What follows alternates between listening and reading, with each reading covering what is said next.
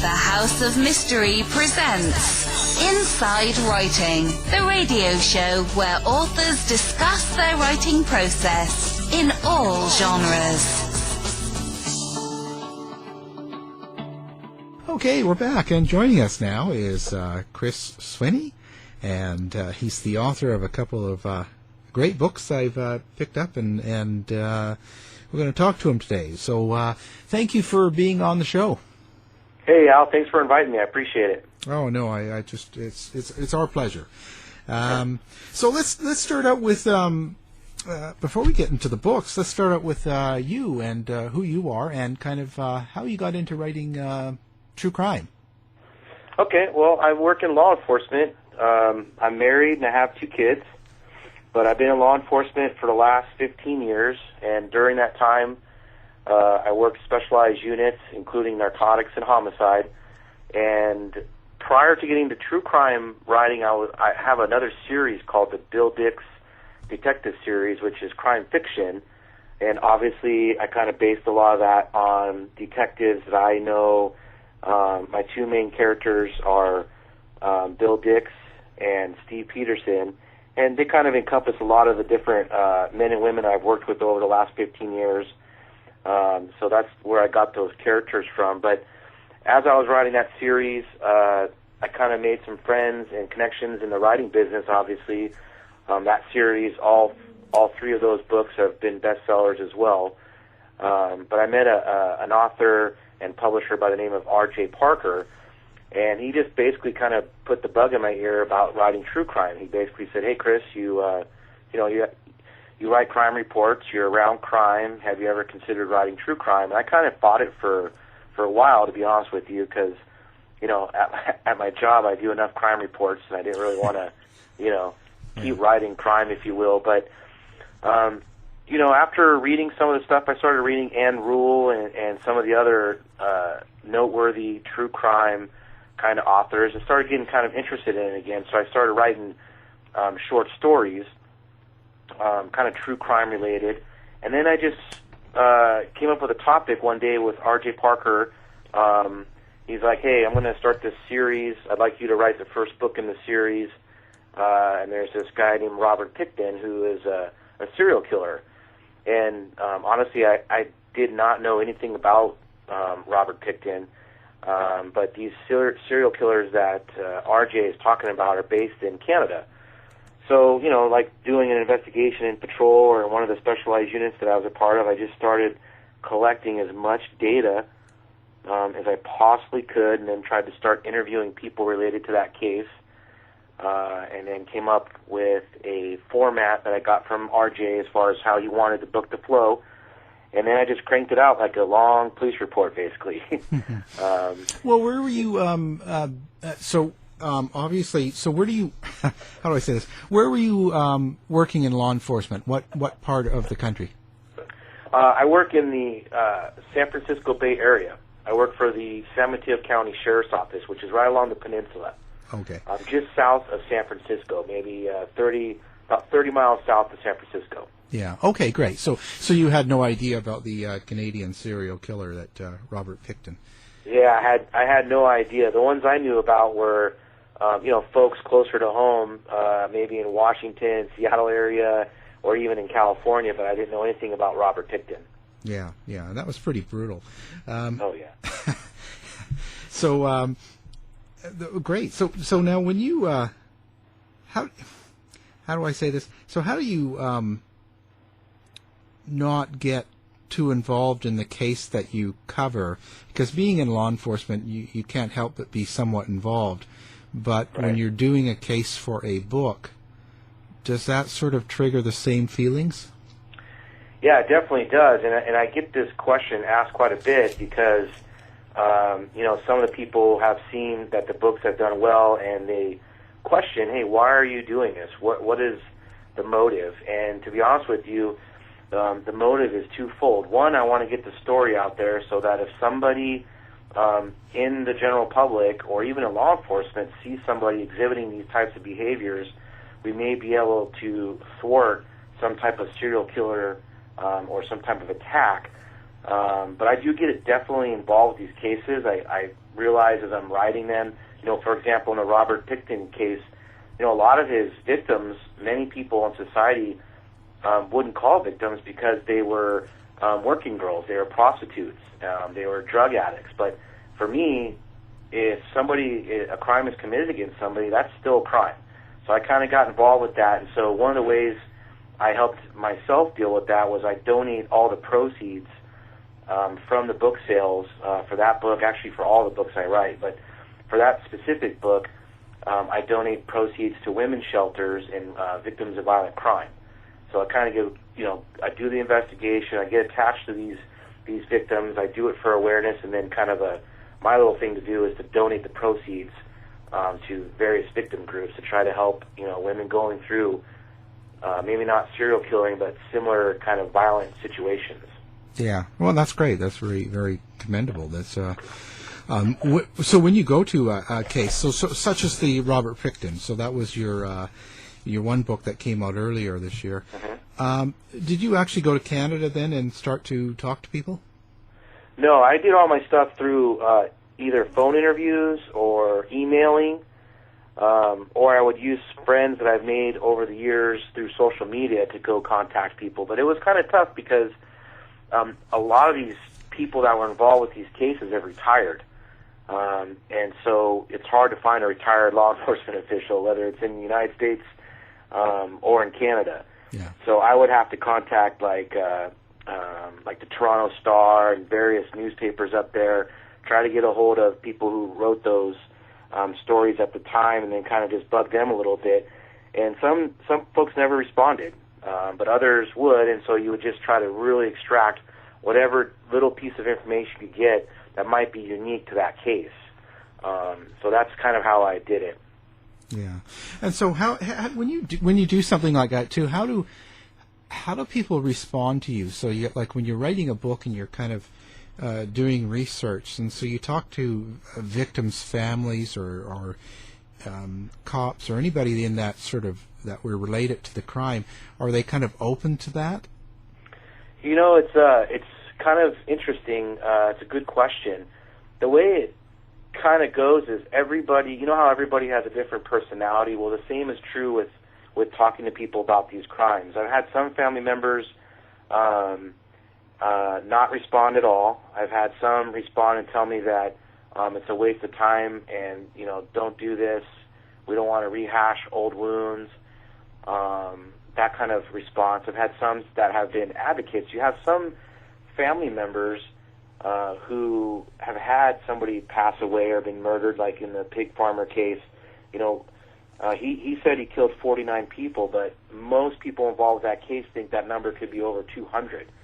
And some of those families are supportive of people writing about it because they know, at least in my case, I'm not trying to glorify it to make $1 because I donate my proceeds. So some have been receptive, but I've had the door, so to speak, shut in my face. And then on law enforcement side, you have some guys who are similar as far as they will help you out, and others who won't. I'm investigating a case right now that occurred in the United Kingdom, and obviously that's a long ways from here.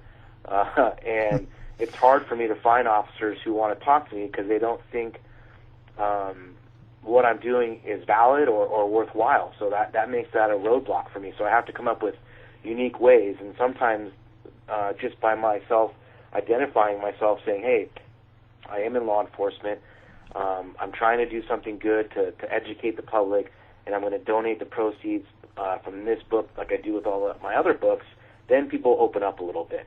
But it's tough. You could have somebody who's been dealing with something for years, and then it's starting to be less of a traumatic experience, and then here comes Chris, C.L. Swinney, Chris calling you and wanting to bend your ear about it, so it can be frustrating. So whatever happens, I kind of treat it like a traffic stop. Sometimes I pull somebody over and they're okay, and sometimes they call me names, and sometimes they want to fight me. So I kind of have that. I'm looking for that same reaction when I call about these cases. Yeah, because you never know how emotionally they're involved in it, right? So, Yeah, I agree. I mean, we're talking about somebody. Ultimately, what I do is I remember I'm talking about somebody's family member. So, on a case that I'm working live in the town that I'm working in now, if it's a family member and it's a serious case, I have to be mindful of their feelings. So if somebody says, don't ask me, or they don't want to talk about it, I drop it. And I've probably erased probably 6 or 7 novels that were almost done because I ran into somebody like that, and it just wasn't worth it for me. Yeah. Well, there has to be integrity to it, right? So, right. Now, this would be a really interesting one for you. Question I'm thinking, because you're in law enforcement as well as doing the books. Now, for the most part, people I've interviewed always sort of say to me that the profilers of serial killers and these types of people are not accurate. They're not very reliable, not like we see on television shows. What's your take on that? Well, let me see if I understood the question correctly. You've interviewed other folks, and they have said that folks who are doing profiling of serial killers are kind of off with their assessment. Yeah, because I've interviewed a couple of people, actually a couple of profilers that were part of law enforcement in the U.S. And they're kind of saying that most serial killers that get caught don't get caught from the profiling. Yeah, and that's true. I would agree with them. Now, that's not to say that profiling is not important. It absolutely is, because it gives you a general basis to draw some conclusions from. But ultimately, in my experience, either in my own cases, and I haven't worked a serial killer case directly, but I've worked numerous, maybe hundreds of homicide cases, and the majority of the time, profile can come in and say, hey, you're looking for a guy who's 36 years of age, possibly Hispanic, and give you this rundown. But that's usually not what we use to catch them. What typically happens, and oftentimes for serial killers, the way they're caught is two things. They either get caught in the act because they kind of let their guard down, or they get caught because they want to get caught, meaning they're done playing around, they're done playing games, they're bored, and they start leaving things and clues out there for law enforcement to get caught. But, for example, the pig farmer, Mr. Picton, he got caught based on police work but no profiling. And basically the law enforcement in Canada knew that stuff was going on at that farm, but they continually served search warrants there, and it wasn't until they finally found a piece of human remains that they broke that case open. But on another scale, like say the Killer Handyman, which is another case that's going to be coming out here soon, on the 25th of September, that book's coming out. He was caught on police work, but it was based on forensics, not a profiler. And so most of the time, the profiler can give you a general idea of who you may be looking for, but oftentimes police work, or just, I got to be honest with you, dumb luck, we sometimes catch serial killers. Yeah, and I've heard that, like they've had a parking ticket or something that's coordinated, and they get caught, and it wasn't really... Somehow. Yeah. I mean, it's just somehow something foolish like that, and we kind of joke in law enforcement that we never catch the smart ones. Yeah. So now on this, the Robert Picton case, that's the true story of the pig farmer. So that was in a suburb of Vancouver, I believe. Abbotsford, I think, was where he was at. So maybe give the listeners a little kind of scenario, like what happened.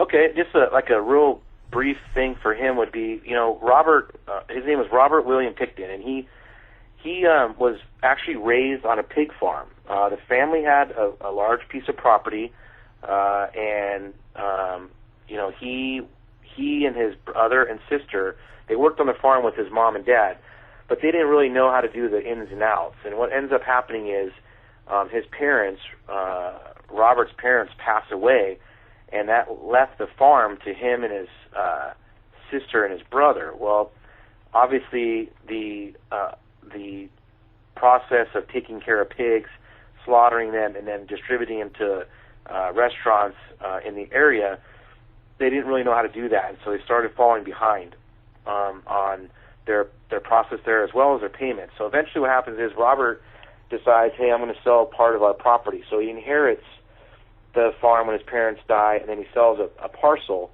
and basically overnight he's a millionaire.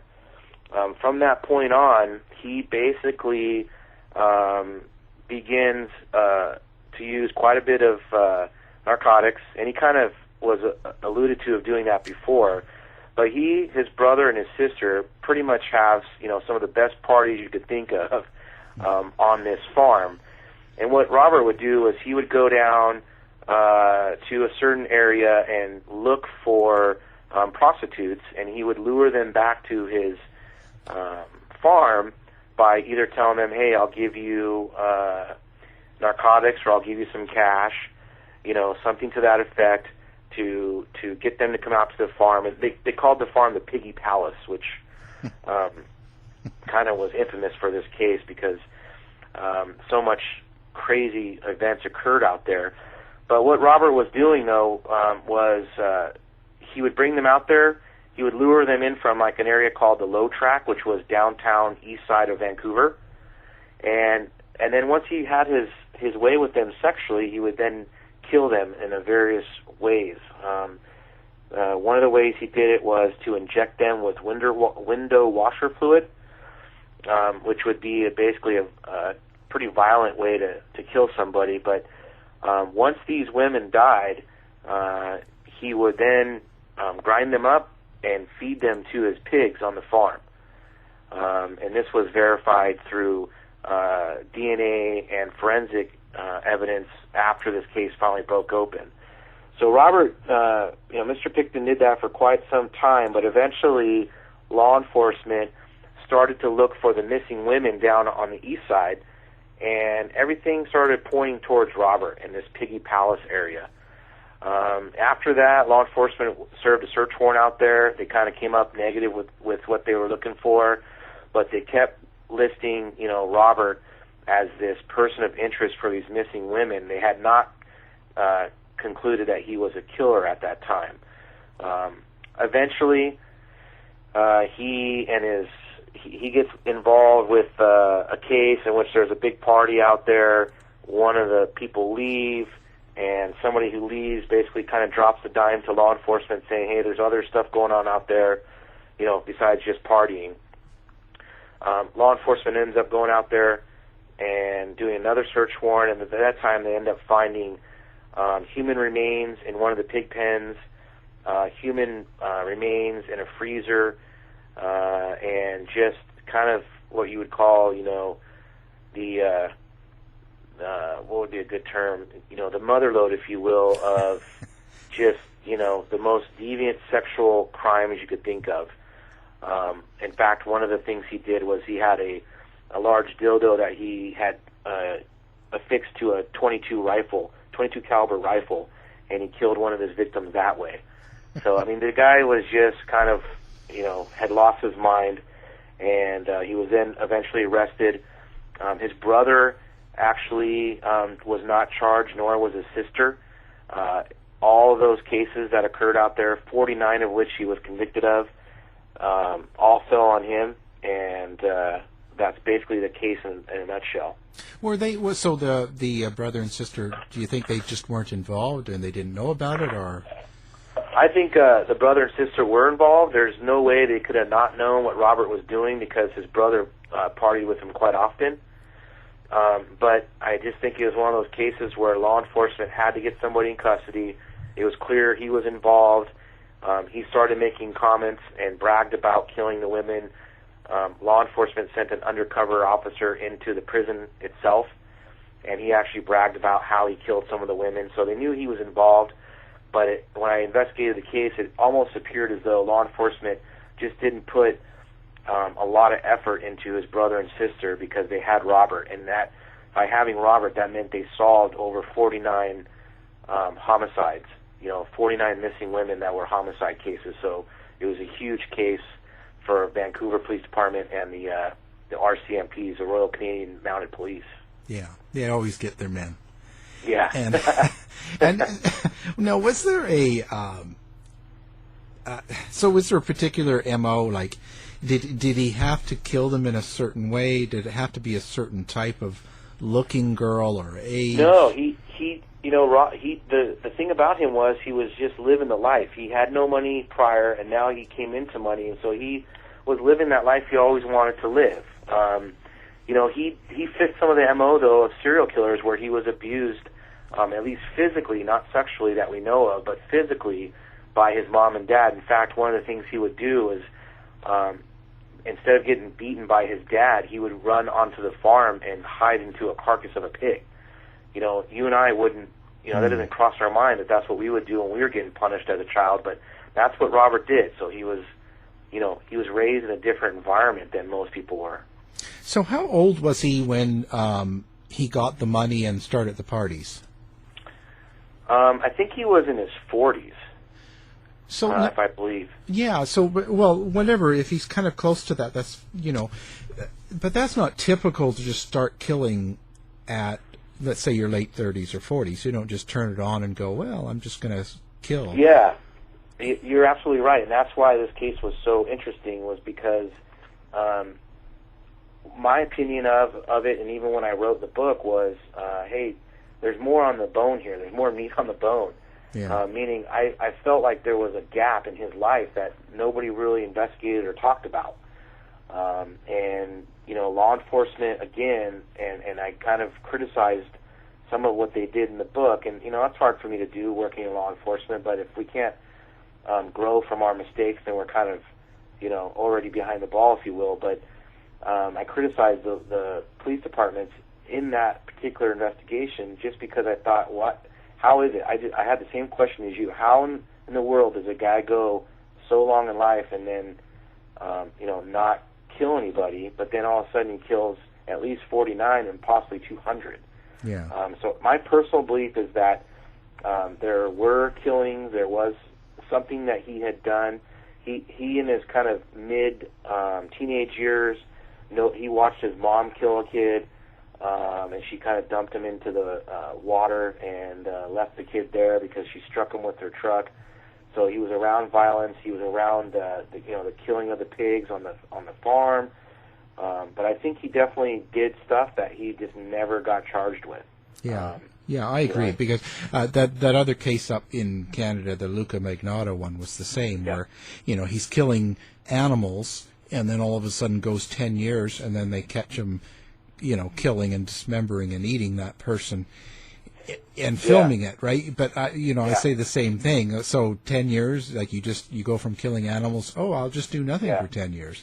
Right, and that kind of also rang true in the second book, The Killer Handyman, where he killed when he was younger, but then there's a 20-year gap.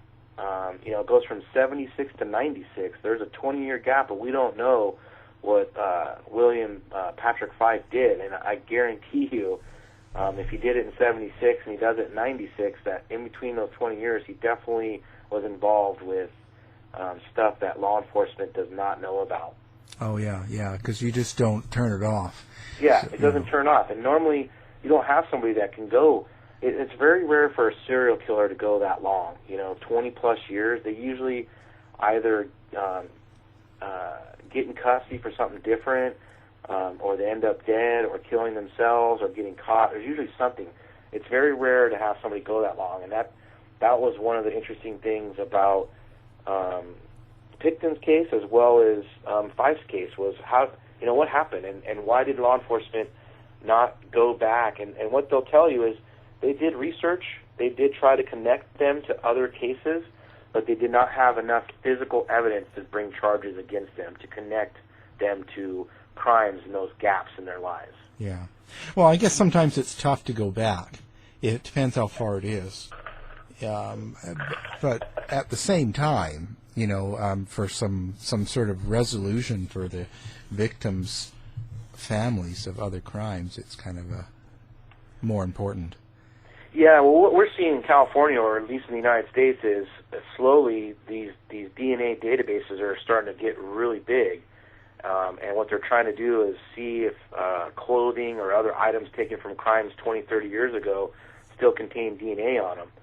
and so they're getting some cold cases solved. But you're right, But what I noticed too in many of these cases that I was investigating was not a lot of physical evidence was coming out. In the case of the Picton case, these women that were victims, because of their drug use and kind of their separation from their families and the life that they were choosing, because many of the women there in the low track chose to be prostitutes. They wanted to do that life. And consequently, when they were missing, these missing persons reports wouldn't come out sometimes 2 or 3 years after the fact. So a lot of the families had just kind of stepped away and kind of just said, okay, well, we're never going to see, Susie again. Yeah.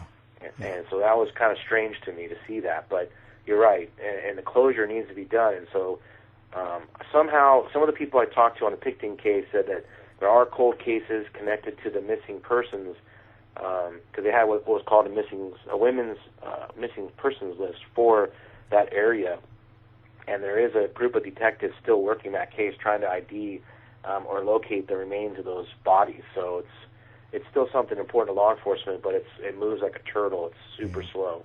Yeah, there's only so many people, so much time and effort they could put into something like that. Yeah. And I'm sure now Picton. So what did he get? A life? Yeah, in Canada you get that 25 years with life imprisonment, but with the possibility of parole. Right. So I think he was gonna. I'm trying to look at my notes I had, because I had a little notes for you. But I think he's supposed to be possible to get out, I think, at the age of 90. Wow. So, but the thing about Picton that's scary is, even though he's 90, he's said that he's going to go back to doing what he knows how to do best, which is murder innocent women. Yeah. So, well, if he lives, I don't think he'll make it. Yeah, and people like that, they still, it's pretty hard for them. It'd be like Manson. It's hard for a panel to kind of go, yeah, let him out. Yeah, I agree. It gets to a point, because there's too much notoriety around it, and.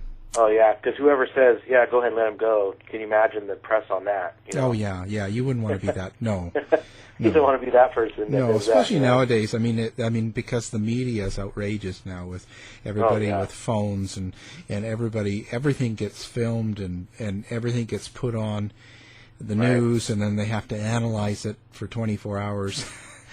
Right. And it kind of gets overdone. So I wouldn't want to be that person. No. Right. And so now you got this new book, The Killer Handyman. It comes out on the 25th, I believe, is the date. Yep, it comes out 25th of September. And now it's so true. Now this one's is interesting because it's another Canadian. I didn't know there was serial killers up there. They're so polite. Did the serial killers say sorry? No, No, I don't. So far, none of these people have. No, that's terrible. I'll get some bad mail for this. So he was the killer handyman. So what did that mean? Like, he was going to people's homes and being a handyman? Yeah. So what he did was he has kind of an interesting story about him, because for some reason he's raised by his aunt at a young age, but then many years later he kind of reconnects with his mom. But he has some traits of a regular, quote unquote, regular citizen, in which he does a little schooling. He finishes or gets close to getting his high school diploma, and then he becomes kind of a handyman. But what happens with him is he ends up getting addicted to drugs, and so he moves actually to Montreal, hoping to get off drugs, and actually gets into a treatment program. And he does so well there that he actually, staff says he gets off the drugs and he becomes a counselor, but I was unable to verify that fact. And what he does later on in his life suggests that he did not get off drugs, but he actually was a person that people would say was a good handyman. He was kind of scruffy, rough around the edges a little bit, but he would do tasks as build fences, do roofs. He even put in a pool one time. And what his deal was, though, is he did that for money to support his habit, and then he moved a lot. He was kind of a drifter. He moved all around Canada, so he needed money to do that. But the reason why he's known as the handyman killer is because the women that he ended up murdering, it would start with him picking out a victim, and it usually was kind of a middle-aged woman who lived alone. And really, what he would do is walk up to the house, knock on the door, and one of the victims would open the door, and he would say, "Hey, I'm William. It looks like your house needs some work. Can I help you out?" And if they said, "Oh, yeah, you can help us out," they'd invite him in, and he'd go inside. But as soon as he got inside and the door shut, it was homicidal rage. He would end up killing these women, and oftentimes he would do it for like money. So it would be kind of like a theft, and in a lot of cases in the beginning, he actually would, and it was suggested that he would have to torture or beat these victims to get their bank PIN card numbers, and they would give it to him, and then he would still end up killing them, which was kind of a tragedy, because it starts out as this guy being desperate, he needs money, these women give him their pins, and he ends up killing them anyway. So that's what made William so dangerous, was that he played the part of a handyman, somebody trying to help people, but yet he preyed on middle-aged women who lived alone. Yeah. Well, so he was fairly young then, hey? Yeah, he was young at first. Well, his whole beginnings of going down the wrong path actually started when he was 17. He got into some trouble. He went to like a home for kind of a facility for juveniles. Got out, but then when he got out, he still kind of got in a lot of trouble. He went back into custody, and in 1976, he's out on a pass from that facility, ends up killing a lady, and then just calmly returns back from his past, serves out his time, and then he kind of goes about his life. And what we learned later is that she wasn't the only victim. There was 3 or 4 other victims at that time. But then that's where we get this 20-year gap. And everybody in law enforcement out there especially wants to know, what in the heck did he do in those 20 years? So it's pretty scary for me to think of what he could have done or what he did do. Oh, yeah, it's crazy. People, that's crazy. So, yeah. So he eventually got put away then for life, or? Yeah, he got the same charges. So in Canada, you get the same thing. You get the 25. You get 25. What is it? 25 years, or no? You get life imprisonment with the possibility of parole in 25 years. And one of the things different in the United States versus Canada is, like you said earlier, they're not going to probably parole these people, but they could get out. In the United States, if you murder somebody, you're going to get added sentences, 5 life sentences or whatever, so that they ensure there's no way for you to get out. In Canada, you can kill one person or 1,000 and get the same sentence. Right. So it's kind of for me on the law enforcement side, it kind of irks me a little bit, only because I feel, for example, with Mr. Fyfe in the Killer Handyman, we find out later, after he's in custody for 4 murders, that he committed 5 other ones, and law enforcement, to get him to admit to those cases, they agreed to move him to a different prison because he didn't like the one he was in. So they negotiated, and he agreed, so he confessed to those 5 murders, and the details that he provided made it clear that he actually was the murderer. But he didn't get any extra time for those 5 murders. So for me, it's frustrating. But I only know, United States way of business. I don't know Canada's way of business, so that's what it was tough for me to adjust to. Yeah. Well, I think it's just, it's apples and oranges. It's a different place. So, right. They don't televise the murder trials like this. So. Yeah. Then I wish they didn't do it out here. There's a lot of things that Canada does that I really support and think is well done. Yeah. And I wish we didn't, because I think some of the people in the United States that do what they do are doing it just for fame. Yeah, it becomes a circus, right? Yeah, it is a circus, no doubt about it. Yeah, and it's and no matter what, I still think that they all change their behaviors, because when you're televised every day and you have millions of people watching you, so the prosecutors, the defense, the judge, everybody's affected by that. Yeah. And it just shouldn't be. And then everybody judges, so you have, a trial going on and an officer goes up and testifies. So then for the next week, you have all this judgment about, oh, I didn't like the way he said that, or I don't like the way, and you have all this stuff going on, and it's like, that's not what it's supposed to be about, right? So yeah, I agree with you. That's the wrong. It definitely, I think you're correct. It impacts everybody's way of thinking, and then if you're impacting somebody's way of thinking, you're going to affect how they're making decisions. Yeah, exactly. I think it's the wrong thing. I don't think it's serving justice. I think it's serving something else, but it's certainly not getting the right answer. But yeah, I agree. And hopefully change is coming, but it's tough. It's tough in law enforcement right now. There's a whole new thing taking over law enforcement right now with the killing of cops. We lost 8 officers in a period of 10 days last 2 weeks ago, and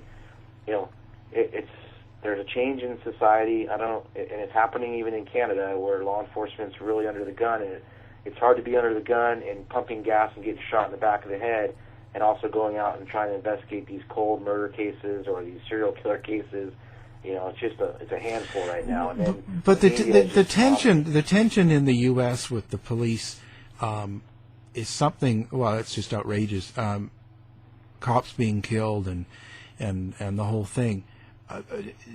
Now, do you think there's a particular reason or something, in your opinion, that makes it so extreme in the U.S.?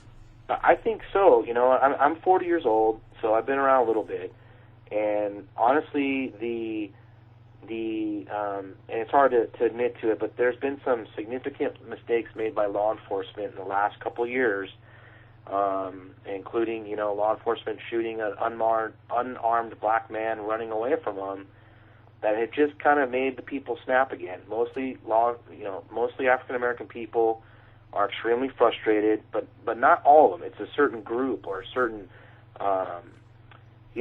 age or education or demographic situation. Overwhelmingly, law enforcement is still pretty supported in the United States, but there's a large group of people who are angry, and in some instances they have the right to be angry, and law enforcement is not doing anything to make the relationships better. But what's happening, in my opinion, is that these smaller groups, one that comes to mind is Black Lives Matter, are kind of taking it to law enforcement in a manner in which we're not prepared to deal with. And I think these folks who have mental health issues on the fringes of these groups, whether fueled by media or their own inner demons, are feeling it's acceptable to be, walk up behind a deputy pumping gas and shoot him, 16 times. I think there's a disconnect by certain demographic in our communities right now, and I see it every day. I work in patrol, which means I'm out in the general public every day, and every day during my 12-hour shift, I see all spectrums, if you will. I see people who are supportive and wave at me. I see people who run from me. I see people who try to fight me. I see people who try to bait me into comments by making comments about me or my ethnicity or my profession. They have their camera phones rolling, and they're trying to get paid. So there's so much going on right now, and what you see in the media is really kind of fueling these fires, and that's frustrating, and that's what I see. But I have friends who have said, hey, this is kind of like the 70s, where law enforcement was not really looked highly upon in the 70s. But the difference being is you didn't have somebody in the 70s walk up to a cop and shoot him in the back of the head and then unload the entire magazine into him. Yeah, but do you think the amount of guns available in the country is an issue? So that's an interesting thing, because I was a part of a task force, and one of the responsibilities of that task force was firearms for the state. And I would say to you that I think there is an exorbitant amount of firearms in our country.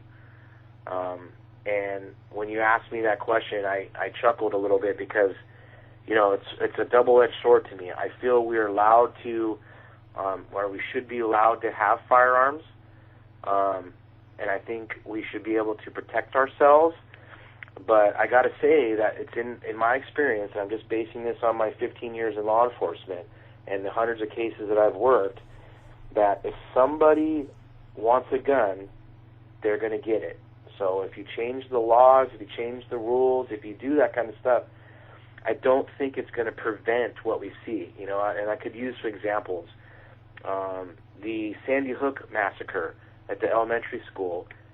That mom owned those guns legally and had those guns locked up in her home. Her son murdered her, got her guns from the safe, and then went to the school and did what he did. So that's legally possessed guns in the hands of a psychopathic killer. Yeah, yeah, I see that. I just sort of think that that there, it's a real touchy subject. I think that not control, but some sort of responsibility or regulation has to be put on it. Because I don't think it's because there's too many other countries that don't have as big of issue, and they have more regulations. And I don't have a problem. And I'm law enforcement, so it doesn't necessarily mean I'm gung ho for guns. I don't have a massive arsenal at my home. I'm not saying that we all should get every gun we could possibly own and that kind of thing. I'm with you on certain respects, but for me on law enforcement, I get, for lack of better terms, handcuffed. For example, some of what the Obama administration wants to do with firearms, that impacts me on a professional level and a personal level by him and his administration suggesting we get rid of assault rifles, for example. That means when I go to work and I run into somebody who has one from the pre-existing tens of thousands in the United States, I'm severely undergunned. And an example would be the bank robberies in L.A., in which officers had to go into a gun store to get assault rifles to challenge and end up incapacitating those two bank robbers. That changed law enforcement tremendously, and it changed guns, in my opinion. The guns have always been in our country. Right. I've read a lot about the Winchester family and some of the other large families and gun manufacturers, and the United States has some of the biggies in the world. So they're here, and those companies have a lot of money to fight any kind of change in policy. So I think that battle is continuing to happen behind closed doors, but it's coming our way. But I wouldn't, as a law enforcement official, wouldn't have a problem with more regulations if it would make sense for law enforcement to still do their job, but also protect Americans with their rights, per the Constitution. So, that's tough. Like you said, it's a touchy subject. It really is. Yeah, it is. Yeah. Well, the gun culture is part of America, and that's just what it is. And that's just, I agree. You can't really compare it to other countries, but I think that they should, even if they, regulate it some instances, it might help in some cases. It couldn't make it worse, but they shouldn't be taking it away from law enforcement. You guys need what you need. I'm thinking more about, there's some people that can just pick up guns, in different shows and different things without really. Yeah, we see that problem a lot. So we have Nevada next to California, obviously, and there's, almost once a month a gun show in Nevada, in Reno, Nevada. And you can buy stuff there that you can't get in California because California has tougher regulations. But these task forces are up there specifically working those gun shows, and when they cross the line, these people are getting arrested. But it's hundreds of people with only 10 agents. So how do you do it? Like, how do you enforce it? And in Nevada, with their laws, it's all good what they're doing. But in California, some of the stuff they're bringing in, like high-capacity magazines or silencers or fully automatic weapons and that kind of stuff, it's not legal in California, I'm a law enforcement officer. I'm not allowed to have a fully automatic weapon in California. So, and I don't have a problem with that. And I'm also with you. if you could change some of the regulations and prevent just one massacre, I think it makes sense, you know? Yeah, I think it makes sense. It's just probably never happened in our life, but probably not. But we can both at least sound like we know what we're talking about. Yeah, we can at least pretend, you know. So now I've noticed on both books you have Peter Vronsky and of course R.J. Parker. They're good friends of the show. It's actually Peter Vronsky's doing a launch for one of my other shows, Dark Shadows. Cool. A 2-hour premiere. Actually, we've done a lot of pre-recording for it. So that's cool. Really good guy. I really like Peter. So what was it like to work with them? It's been pretty good. Just communicating via email. I haven't actually met up with him in person, but RJ's Parker is saying, "Hey, you need to talk to Peter," and Peter is saying, "Hey, this guy referring to me looks like he can write pretty good, so let's come together and start doing stuff." So I'm the newbie. You know, Peter and RJ have been in the business longer than I have, especially when it comes to true crime writing. So I've deferred a lot of my questions or thoughts or things like that to them, and they've been completely supportive, you know. And for some reason, the first book, the Robert Pickton Pig Farmer Killer, was #1, and it's been on a bestsellers list since several bestseller lists since it came out. And then the second one is on bestseller list right now, and it's just available for pre-order. So having guys like that in the business, well-known, well-respected, and them giving me a bit of their time for me to bounce questions off of them has just been huge, and I always try to thank them as much as I can, you know. So It's been pretty cool. Yeah, you're pretty lucky to be with them. And Peter, I think that's amazing. You know, he was went over to Russia back when Lee Harvey Oswald shot the president, hey? And he was the first person granted permission to go over and interview all of his friends over there and stuff. Yeah. That's amazing. That's pretty awesome stuff, yeah. I mean, I find that stuff fascinating. The more that I'm digging into my writing career as a true crime writer, I reading all his stuff and looking at his interviews, and it's just pretty awesome to see that, and I kind of, try to model some of what I'm doing around the success that he's had, you know. Yeah, that's great. I mean, it'll only help. And so what kind of influences do you have outside of the work in that? So do you read certain books or watch certain movies or listen to certain music? I do a lot of reading, and I think I mentioned a little bit earlier that I kind of look a lot at Anne Rule. I liked her way and her style, and I thought it was kind of fascinating, some of the stuff that she has written over the years. And I haven't read all of her stuff yet, but I'm trying to catch up, if you will, in that area. So I read a lot, and then I watch a lot of videos and a lot of film on serial killing or true crime stuff. And I got to be honest with you, a lot of it I started looking at when I was trying to solve homicide cases in the San Jose area. Only because I was thinking some of my cases had some connections or some weird things that kept popping up, and I was wondering if there was clues there that we were missing and stuff. So, I do a lot of reading. I watch a lot of videos and film and stuff. That's kind of like my influence. And then, working in law enforcement for 15 years, I've worked all throughout California. I've been all across the country as a presenter for things that I've done and my expertise and stuff. And I get a lot of kind of input from folks that I meet throughout the country, too. So that's kind of where I get my input. And so you, Zodiac. Yeah, the Zodiac Killer. I was reading about that a couple months ago. Yeah, so what do you think about that? Did you ever kind of come up with a thought in your mind of how that went? And it's funny, when I was reading it just about maybe 2 months ago or so, I was reading that, and I was just thinking to myself that it would be interesting, just me personally, to look at the files, and have a chance to kind of dive in there and see what I see. So many things have been speculated about that case as far as, did he die or is he dead?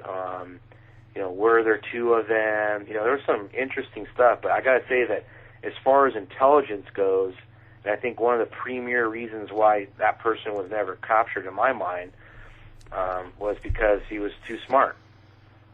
When you find somebody, and a lot of these serial killers are on the edge of being brilliant, and some of them are just, they have mental issues and their wires are crossed wrong, but some of them are borderline brilliant, sometimes even genius. And that case to me is fascinating, but one of the things I find interesting is that so far no person has been identified as a suspect. A lot of theories, a lot of speculation, but in law enforcement or true crime, I don't know if you can get away with speculation, Yeah, no. It's just funny because we've had a lot of interviews this last, over the summer, and because there's been a lot of books lately, and of course there's all different theories. You're right. So it's been kind of bubbling up again. So yeah, I did notice that, and I was wondering, trying to find out why, and I think it's because, at least one of my thoughts on it is because it's such a fascinating case, and nobody ever figured it out. Yeah, yeah, that's true. And that, I think that fact alone, the fact that we don't have answers, I think it really bothers and then why did it stop? Yeah, and the theories on that. There was a book that I ordered when I was looking at this a couple months ago called The Most Dangerous Animal of All, and it's Searching for My Father and Finding the Zodiac Killer by Gary Stewart and Susan Mustafa. So I'm supposed to, that's on my to-do list of reading that book, but that book seems kind of interesting, and I noticed it's a pretty serious bestseller, and it's through HarperCollins, which is one of the biggies, so yeah. Interesting. Yeah, I was lucky. I had more, the ZodiacKillersite.com, and then I had Tom Horan just did another book too, right? The Revisit It. Okay. And that's pretty interesting too. I like the theory about how, because he talks mainly about the letters and how they are different. Yeah, that's what I noticed too when I was looking at it, was that I felt like they were different as well, and that's why there was that theory, or at least one of them was that, this guy, the original Zodiac Killer's son was taking over, and or somebody connected to that case was taking over. But I agree with him. I think the letters are different. Yeah, that's what he said. And it then begs the question as whether or not the second ones are legit or not, Yeah, or if it's the same, or if it was more than one killer. Right. And there's also the fact that he also brought up how, in the first letter, how there was things mentioned in it that they only had in the police report. And that letter was at the newspaper before the police report. They could have had it. You know what I mean? Yeah. Like he picked up some really interesting things. Like that's a good book if you're interested. And I know it's been hot because the interview's been having huge amounts of follows. Like it's still getting loaded at 200 a week. And this is wow. And what was his name? Tom? Tom Horan. He's Professor Thomas Horan. And, Thomas Horan. Okay. And I'll check it out because I'm like you, very interested in that case. And what you're saying that he's discovered sounds pretty awesome. I'd love to see. It's just really interesting. I mean, you can't. I mean, we're probably never going to really resolve what happened, but it's just I find it really fascinating that. There's new things that come out, new perspectives, a way of looking at it, and it's really, really interesting. The thing I like about it was that it was more, it was just an evidence sort of thing. It wasn't like he was trying to tell you this is why and this is how. He was just like, look at the differences and look at how these things happened. Oh, that's cool. And it makes you so he's not really, he's not forcing something down your throat, but he's just saying, hey, check out this stuff, and here's what it might mean. He's just questioning some of the things and kind of going, hey, what's going on here, and why did this happen? And it's kind of, it makes you go, like why? He takes a lot of things into account that I like too. I like writers that go back to the time and think about how police communicated back then in the 60s. It's different than now. Right? Oh yeah. And how everything, and even the newspapers and how it was just a different time.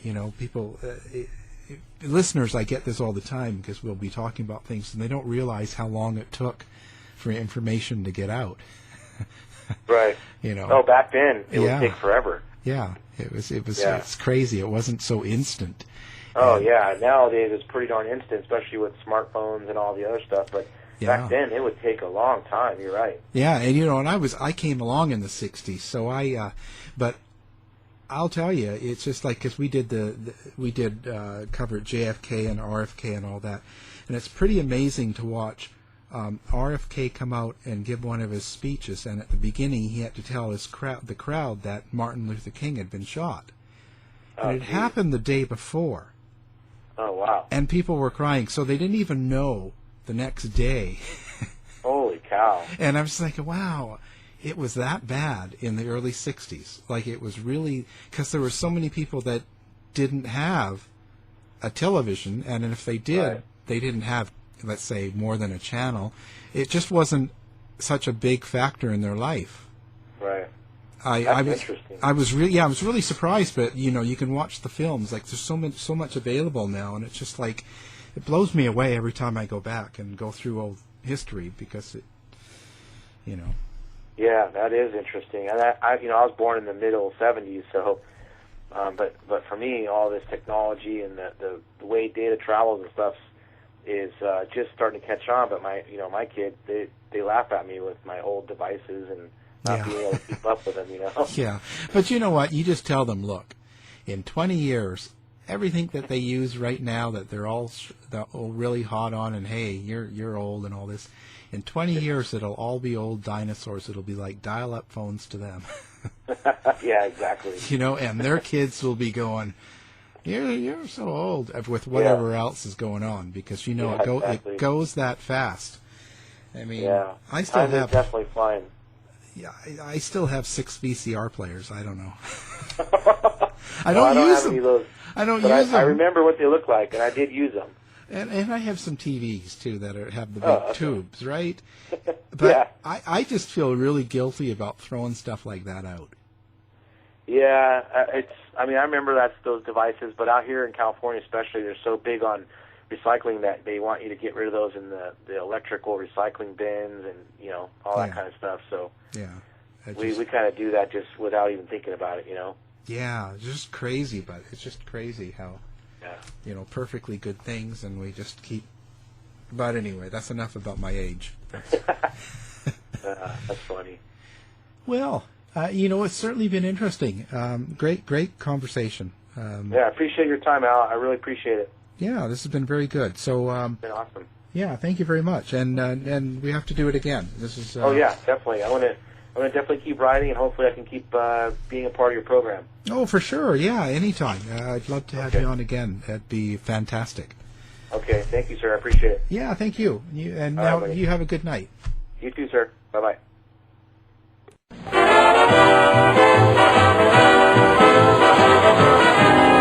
The mission has been completed. The end. By George, he's got it. It is the end. I'll see you. This has been a production of the Z-Talk Radio Network. If you're lying to me, I'll be back.